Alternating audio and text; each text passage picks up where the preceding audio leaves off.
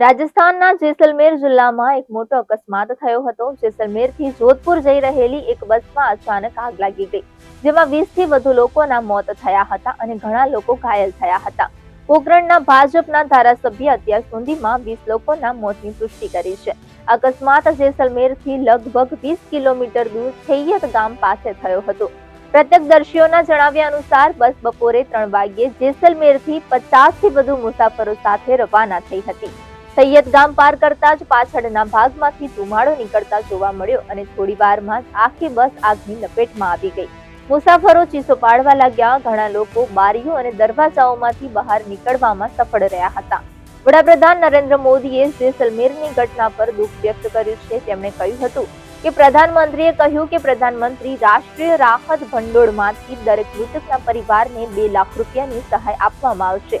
ઘાયલોને 50,000ની સહાય કરાશે।